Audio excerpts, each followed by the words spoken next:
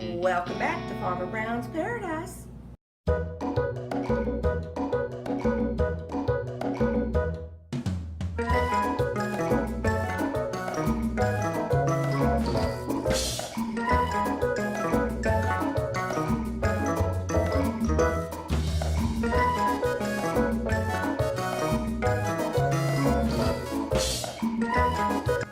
Hey folks, thank you for tuning in to our new 2018 series in our playlist, Harvest to Table.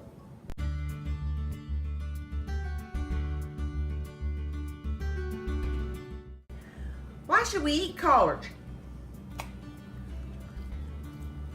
Actually, you don't want to eat them raw because they taste terrible. They're extremely bitter and very tough.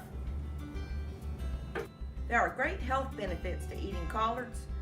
They provide good doses of protein, fiber, calcium, and iron, and an impressive amount of other key vitamins and minerals.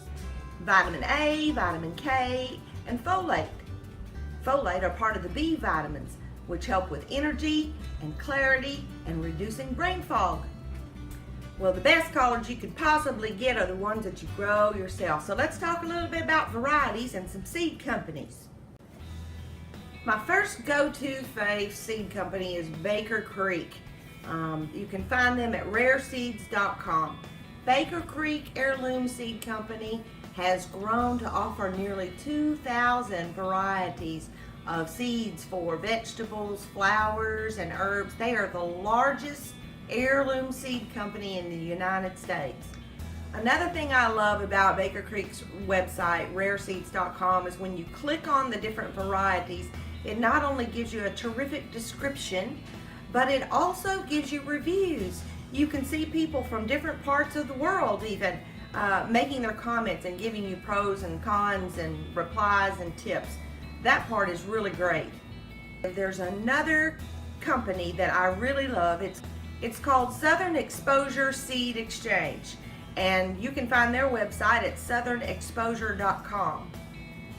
Southern Exposure Seed Exchange offers more than 700 varieties of vegetable, flower, grain, cover crop seeds. They emphasize varieties that perform well in the mid-Atlantic and southeast regions, although there are farmers and growers all over the United States that grow their seeds. Some of my favorites are the Alabama Blue Collards and Green Glaze. If you're kind of a crazy avid seed collector like I am, you know the importance of storing your seeds so that they will last as long as possible. So I'm going to take just a second to talk about proper storage. Proper seed storage conditions are below 40 degrees Fahrenheit with less than 10% humidity, and they need to be tucked inside an airtight container in a dark environment. Some people keep theirs in the freezer. I do not do that. I am lucky enough to have an extra refrigerator in my basement, so that is where I store mine. Seeds have a shelf life. All living things do. There always seems to be a big debate about how long seeds will last. Well, it kind of also depends on how you stored them and if they're under the optimal conditions.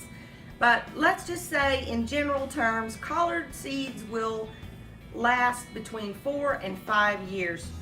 But let me tell you, you're always going to have somebody come up and say, "Now see here, young whippersnapper, I've been having my seeds stored in a cardboard box in the back of the cupboard for nigh 14 years. And they're still as good as ever. They grow like that." As I was saying, because I have so many seeds, and we do so much gardening, I compiled a list a few years ago of the shelf life of every seed I could think of. Did a lot of research on it. So if you're interested in having a copy of that chart, you can go to our blog as soon as I get my blog finished, and you'll find it there. When I get my blog completely finished and updated and going and out there on the web, I will come back and edit the description of this video, and I'll provide a link. That way you can hop on over there and see what we got going on at Farmer Brown's Paradise, and maybe print off anything you'd like, including that shelf life seed chart. and a few little extra tips on harvesting. You want to harvest in the early morning, especially if the weather is very hot. And that's going to be because you want to get your peak flavor. And then you need to process them promptly. And if you can't do that, at least keep them cooled in the refrigerator. The best way to do that is to wrap them in some damp paper towels inside like a plastic grocery sack and put them in the fridge.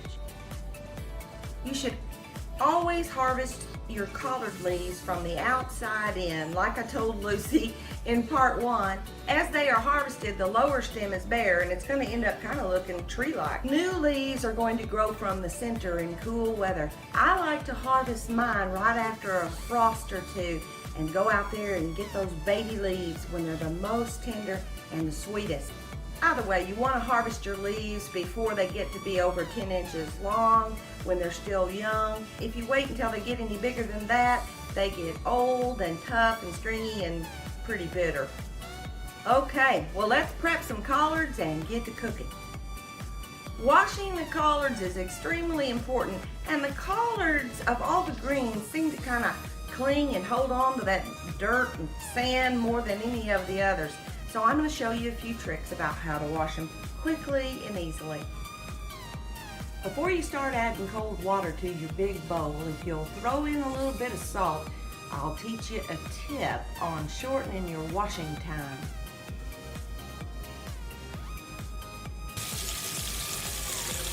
Fill up your bowl with water and mix that salt in. Add your collard leaves.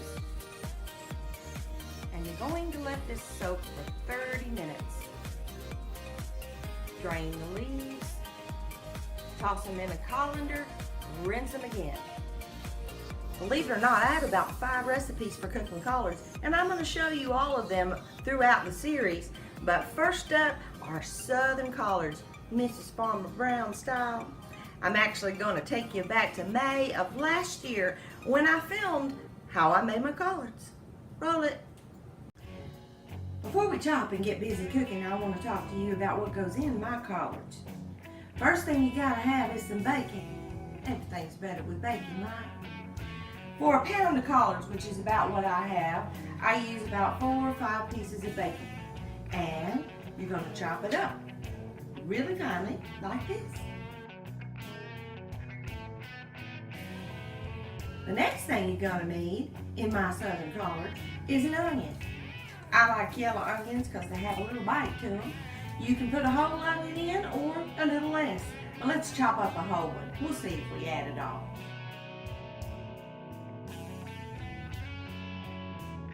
The next ingredient you're going to need is some smoked neck bones. This is a package of about 4 or 5 pieces, and I'll just use one small one, and then I'll freeze the rest in individual packages. In addition to those things, you're going to need some garlic. You're going to need about 1.5 tablespoons of apple cider vinegar, salt and pepper to your liking. You're going to need a teaspoon of sugar. You're going to need chicken stock. You're going to need 32 ounces. The other and last ingredient is just for a kick. We kind of like our greens to have a little bit of punch to them, so I always like adding some snappy mama. All right, we have our collards, and I'm going to demonstrate for you real quick like how I chop them up fairly fast. First thing you're going to want to do, if you haven't done it already before you washed them, is cut off some of these stems. They can get kind of tough, so you might want to take off some of the bigger ones. Those are little. What I do is I take one of my bigger collard leaves, such as this, and then I set my other collards in the center of it, and then I just roll it up and slice ribbons.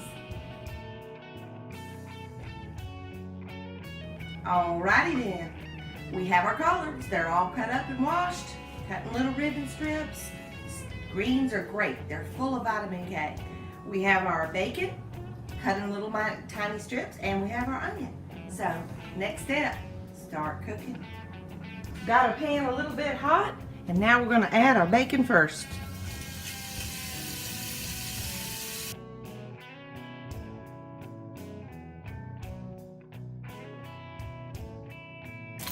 Well, our bacon's almost done. Starting to get crispy, so at this point, we're going to go ahead and add in our onions.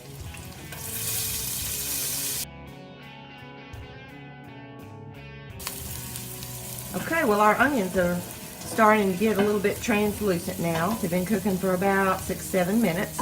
So, I'm going to add in the garlic. And the neck bone. And let that cook for another minute or two.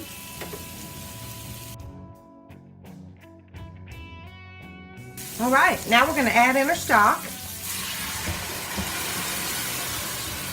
Now I'm adding in my apple cider vinegar and a teaspoon of sugar and salt and pepper and slap your mama. Put the lid on and let that come to a boil, and we'll be back. Okay, well, our stock is to a boil now, so we're going to turn it down to medium low, and we're going to add our collards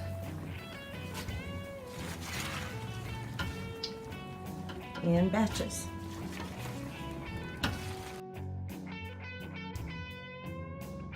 So we'll cover it back up and be back.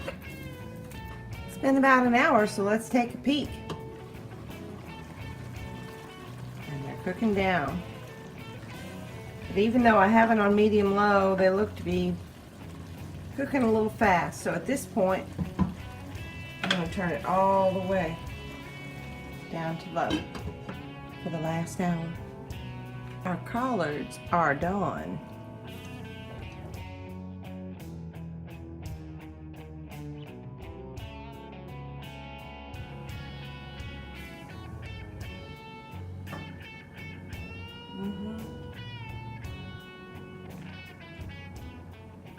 Mighty tasty. Thanks for watching, and stay tuned to part 3, where I'll cook up a batch of collards with ale and bourbon and bacon, and then show you how to use those leftovers to make a delicious, healthy, crustless quiche and a great vitamin-packed veggie dip. Stay tuned. So remember, bye and have a good one. Whippersnapper. Whippersnapper. Snapper. Snapper. Whipper.